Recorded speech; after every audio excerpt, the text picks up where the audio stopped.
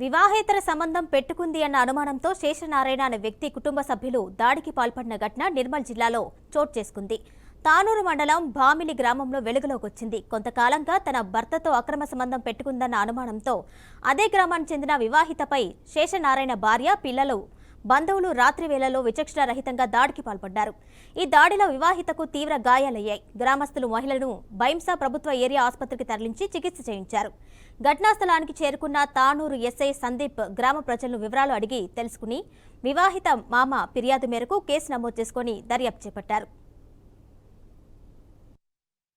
నిన్న తేదీ 28/7/2024 రోజు సాయంత్రం అందాజా 8 గంటల ప్రాంతంలో బామిలి గ్రామంలో కలిసి దేవకలయ అనే మహిళకు మరియు శేషనారాయణ అనే వ్యక్తికి అక్రమ సంబంధం ఉందనే అనుమానంతో శేషనారాయణ కుటుంబ సభ్యులైనటువంటి అతని భార్య మరియు పిల్లలు సాయంత్రం నిన్న దేవకల ఇంటి వద్దకు వచ్చి ఆమెకు అక్రమ సంబంధం ఉందనే అనుమానంతో కట్టెలతో మరియు చెప్పులతో ఆమెపై దాడి చేయడం జరిగింది. దీంట్లో ఆమెకు గాయాలైనవి.